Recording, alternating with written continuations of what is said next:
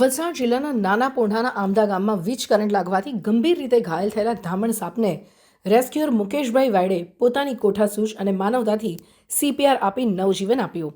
ઘટનાની માહિતી મળતા જ રાજ્યના વન અને પર્યાવરણ મંત્રી અર્જુનભાઈ મોઢવાડિયાએ તેમને ફોન કરી અભિનંદન પાઠવ્યા તેમજ અભિનંદન પત્ર પણ મોકલ્યો.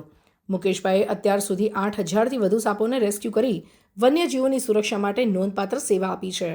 તેઓએ 25થી 30 મિનિટ સુધી સતત પ્રયાસ કરી અચેતન સાપને ફરી શ્વાસ આપતા તેને પછી કુદરતી વાતાવરણમાં મુક્ત કરવામાં આવ્યો.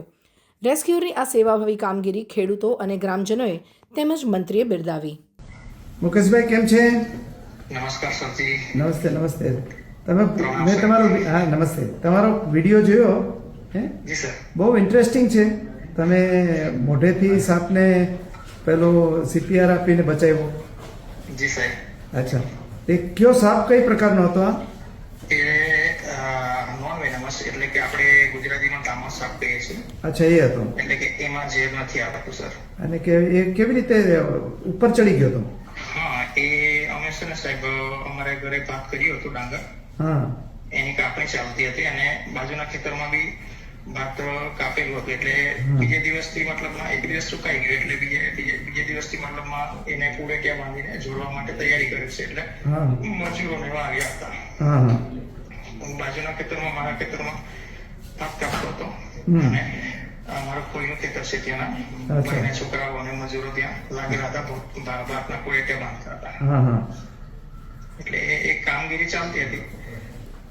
એટલે આપણે ઉપર એક પેલી ગિલહરી આવે ને આપણે ખિસકોલી. હા, ખિસકોલી બરાબર. એની પાછળ પડ્યો છે. હા, એને ખોરાકની શોધમાં એ આપણા જે 3 ફેઝ લાઈન આવે છે ને 3 ફેઝ ની એ જે બે લાઈન પર ત્યાંથી થંભો ગયેલો છે ને જીવન તાર છે.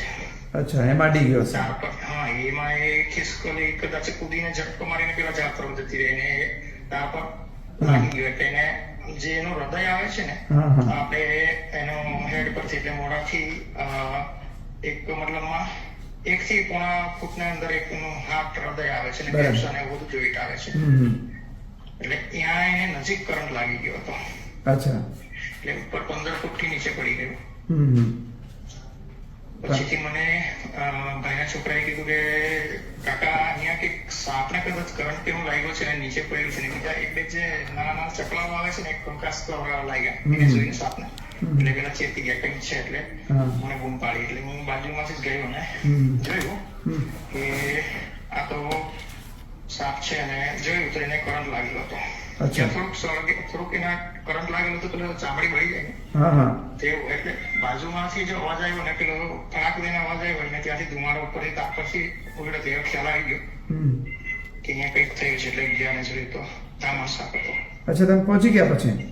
પહોંચી ગયા અને સ્થળ પર જઈને બધું જોયું તો હવે સાપ તો એકદમ પેલો કોમામાં જ જતો રહેલો, મૃતપાય જેવો થઈ ગયેલો હતો. અચ્છા, પછી પણ તમે એને આપણે મોઢામાં મૂક્યો તો બાઇટ ના કરે તમને? ના સર, એમને બાઇટ કરવાનો મુવમેન્ટ નહીં હતો. અચ્છા, એની સ્થિતિમાં નહોતો? હા, એ સ્થિતિમાં નહીં હતો અને એની કન્ડિશન એકદમ વીક થઈ ગયેલી. એટલે એનું બોડીનું હાલચાલ પહેલેથી જ બંધ હતું એકદમ. મેં પૂંછડીના વેડો ને અને બીજું બોડીના વેડો તો બી એનું હાલનચલન બંધ. એટલે કે એકદમ કોમામાં જતો રહ્યો. અચ્છા, પછી તરત ને તરત થઈ ગયો પછી કે થોડી વાર લાગી હતી? ના સર, એમને હું આ કામગીરી કરતા 30 થી 35 મિનિટ લાગી ત્યારે એ જીવન થઈ ગયું. અચ્છા, સરસ. ચાલો, મેં 7 થી 8 વખત CPR આપ્યો. અચ્છા, અને 3 વખત પાણી આપ્યું થોડું.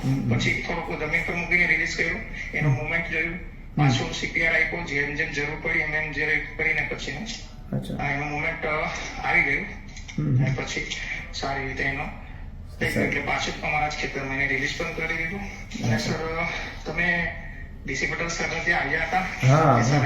હા, સ્નેક રિસર્ચ ઇન્સ્ટિટ્યૂટમાં આવ્યો હતો. હા, ત્યાં મુલાકાત માટે હું આરેકો સાહેબને કહ્યું હતું આપણે હિરેનભાઈ પટેલને કે સાહેબ જે આવે છે તો અમારી મુલાકાત એક કરાવો.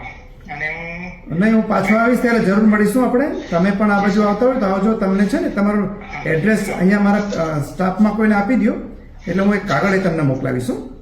જી જી સર. ચાલો, ખૂબ ખૂબ અભિનંદન. તમે સાપને કામે સારું કરો છો. આમાં મને બધાએ કીધું કે અત્યાર સુધીમાં ઘણા સાપને રેસ્ક્યુ પણ કર્યા છે અહીંયા અને DC પટેલ પણ ખૂબ સારું કામ કર્યું છે. એને તમારા જેવા મિત્રોને તૈયાર કર્યા છે. જી સર